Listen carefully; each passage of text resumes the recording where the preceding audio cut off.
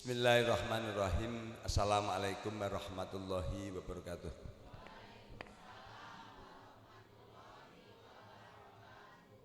Allahumma salli ala sayyidina Muhammad wa ala alihi wa sahbihi wa dzurriyyatihi wa man tabi' wa ummatihi ajmain. Rabbi zidni ilma warzuqni fahma, Rabbi shrah li sadri wa yassir li amri wahlul 'uqdatam min lisani yafqahu qawli. Amin ya rabbal alamin. Kepada hadirin jamaah Masjid Agung Asta yang saya hormati, yang saya sayangi, serta dirahmati Allah Subhanahu wa taala. Pada kesempatan pagi hari ini, hari Jumat tanggal 14 Juni tahun 2024 atau tanggal 7 Dzulhijjah tahun 1445 Hijriah. Pada kesempatan pagi ini saya akan menyampaikan tentang bab amalan ibadah puasa sunnah pada bulan Dzulhijjah. Jadi Bapak Ibu semuanya, ketika menjalankan suatu ibadah itu biar punya dasar hukum yang jelas berdasarkan Quran dan sunnah. Jadi dasarnya demikian dulu. Dasar pertama kali itu amalan sunnah yang Kanjeng Muhammad SAW dalam setahun itu pasti tidak mungkin ditinggalkan. Tapi sunnah, tidak wajib. Cuman Kanjeng Nabi tidak pernah meninggalkan. Satu, sholat qobliyata subuh. Qobliyata subuh atau sholat fajar itu Kanjeng Nabi tidak pernah meninggalkan seumur hidup. Ini mohon maaf seperti bapak saya. Bapak saya itu, saya bukan sombong ya. Saya belum pernah, bapak saya itu tidak bangun subuh aja belum pernah. Bangun pasti sebelum subuh. Dan pasti sholat tahajud, sholat qobliyata subuh pasti. Kalau zaman dulu biarpun mengimami ibu saya, nanti ke masjid lagi, imamin lagi gitu. Jadi bapak saya itu alhamdulillah seperti itu. Makanya sehat panjang umur. Jadi kenapa jaminan Kanjeng Nabi orang yang sholat sunat qobliyata subuh 2 rakaat sebelum subuh itu dijamin sehari itu dicukupi Allah Subhanahu wa taala. Tapi saya jujur, saya pribadi belum bisa. Tapi kalau sama jujur yang belum bisa, tapi saya sampaikan karena itu sebuah kebaikan. Yang kedua, puasa Senin Kamis itu Kanjeng Nabi tidak pernah meninggalkan. Karena hari Senin hari lahirnya Kanjeng Nabi Muhammad sallallahu alaihi wasallam. Hari Kamis adalah hari saat amalan kita dalam minggu itu dihantarkan oleh malaikat ke langit kepada Allah Subhanahu wa taala. Kemudian yang ketiga, puasa Asyura. Puasa tanggal 10 Muharram. Itu kan Nabi tidak meninggalkan. Yang berikutnya apa yang akan kita lakukan?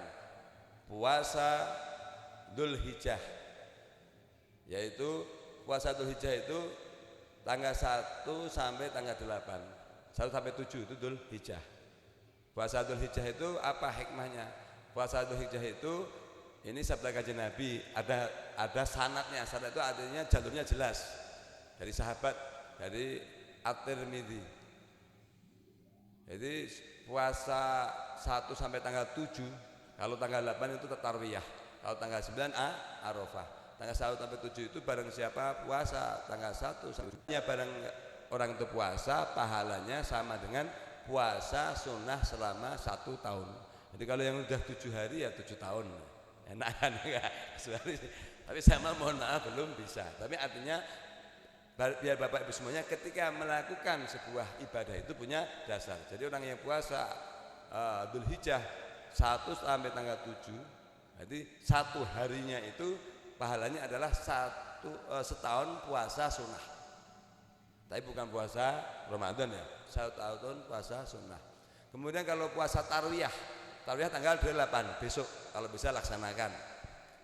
Tarwiyah itu pahalanya dihapus, bukan pahala ya. Jadi dihapus menjadi kifarat. Kifarat itu penebus dosa kita selama 1 tahun ke belakang. Jadi kalau puasa besok kita punya dosa oleh Allah SWT dikifarat, menjadi kifaratnya, dihapus dosa kita selama 1 tahun ke belakang tanggal 8. Ini jadi kalau punya dasar itu menimbulkan motivasi, spirit, semangat untuk melaksanakan. Kemudian kalau tanggal 9 Arafah, hari tarwiyah ini niatannya menghormati puasa Arafah sama haji wukuf Arafah itu. Tapi tetap tingkatannya tinggi. Karena apa? Menghapus menjadi kifarat dosa selama 1 tahun ke belakang. Nah, kemudian kalau puasa Arafah itu menjadi kifarat dosa selama 2 tahun.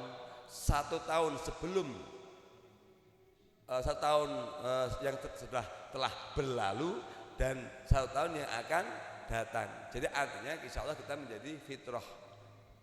Jadi entah dosa kecil atau besar Allahu a'lam, karena hadisnya begitu. Hadisnya hanya mengkifarat dosa selama 2 tahun. Kita husnudon, berarti insya Allah kita menjadi fitrah. Jadi itulah, berbahagialah Bapak Ibu semuanya yang sudah berpuasa. Semoga yang belum besok tanggal 8 sama tanggal 9 berpuasa. Biarpun saya belum bisa berpuasa, tapi minimal saya menyampaikan kebaikan kepada Bapak Ibu semuanya.